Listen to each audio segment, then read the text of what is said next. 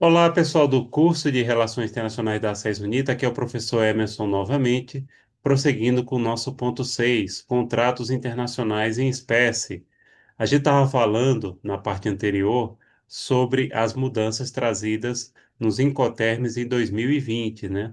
A segunda mudança foi a inclusão no FCA, na cláusula FCA, da possibilidade da escolha entre dois lugares de entrega, o estabelecimento do vendedor ou outro local, como o porto, uma distribuidora, etc.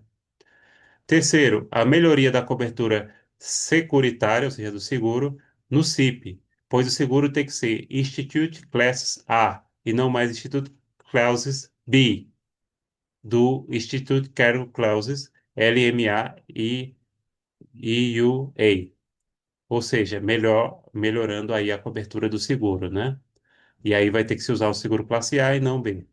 Quarta, a previsão no FCA, DAP, DDP, DPU, da possibilidade de uma parte transportar a carga com seus próprios meios de transporte, sem contratar um transportador externo, né? Então, uma grande empresa aí que tem essa capacidade de fazer o transporte internacional, petroleira, etc., pode fazer, né?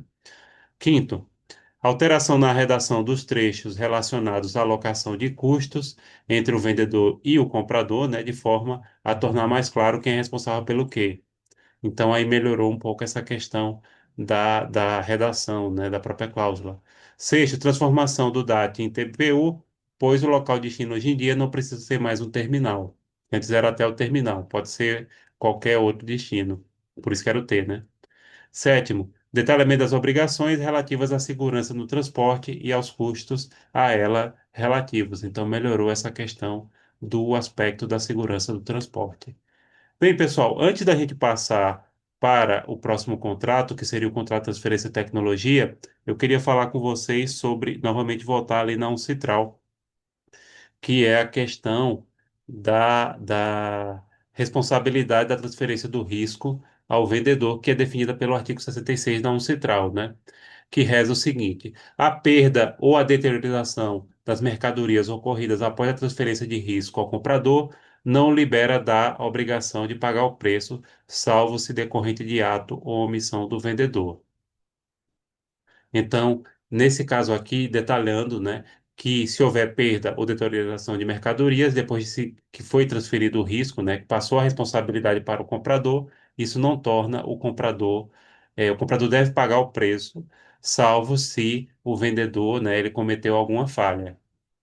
Bem, pessoal, o artigo 66, por 67 reza isso. Já o artigo 66, ele estabelece no seu parágrafo primeiro que, se o contrato de compra e venda implicar também o transporte de mercadorias e o vendedor não estiver obrigado a entregá-las em um lugar determinado, correrão por conta do comprador o risco a partir da entrega das mercadorias ao primeiro transportador para serem trasladadas ao comprador nos termos do contrato. Se o vendedor, por sua vez, estiver obrigado a entregar as mercadorias ao transportador em um local determinado, os riscos, eles só se transferirão ao comprador quando as mercadorias forem entregues ao transportador naquele lugar. E o fato de estar o vendedor autorizado a reter os documentos representativos da mercadoria não prejudicará a transferência do risco, que é justamente aqueles conhecimentos, tem conhecimento de embarque marítimo, aéreo, etc. A gente vai falar sobre isso. Conhecimento é como eu falei, é uma mistura de nota fiscal com título de crédito e que permite a própria negociação do produto. Entretanto, no parágrafo segundo, né, é, o risco não se transferirá ao comprador até que as mercadorias estejam claramente identificadas para efeito de contrato, mediante a marcação das mercadorias pelos documentos de expedição, por comunicação enviada ao comprador ou por qualquer outro modo. Já o artigo 68, pessoal, ele estabelece o seguinte: se as mercadorias forem vendidas em trânsito, perdão, o risco se transferirá ao comprador a partir do momento em que o contrato for concluído.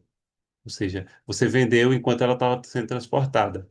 Não obstante, se assim resulta da circunstância, o risco será assumido pelo comprador a partir do momento que as mercadorias tiverem passado para a posse do transportador, que houver emitido os documentos referentes ao contrato de transporte. Todavia, o risco da perda ou deterioração ocorrerá por conta do vendedor, se no momento da conclusão do contrato de compra e venda, o vendedor sabia ou devesse saber que as mercadorias sofreram perda ou deterioração sem ter informado ao comprador.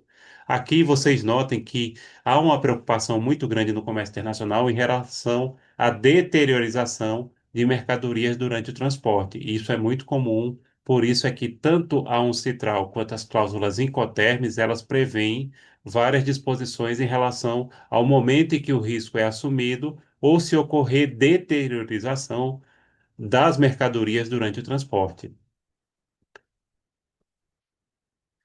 Já o artigo 69, ele estabelece no primeiro parágrafo que nos casos não compreendidos no artigo 67 e 68, o risco vai se transferir ao comprador quando este retirar as mercadorias ou se não o fizer no tempo devido, a partir do momento em que as mercadorias forem colocadas à sua disposição, estando ele em violação contratual por recusar recebê-las.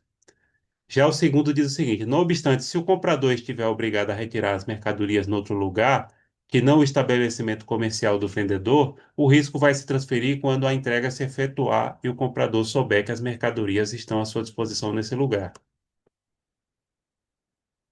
E no terceiro diz: se o contrato se referir a mercadorias ainda não individualizadas, não se considerará que tenha sido posta à disposição do comprador até que sejam claramente identificadas para o efeito do contrato. E por fim, o artigo 70, para a gente terminar essa parte da uncitral, se o vendedor houver cometido violação essencial do contrato, as disposições dos artigos 67, 68 e 69 não prejudicarão as ações de que dispõe o comprador em consequência de tal violação.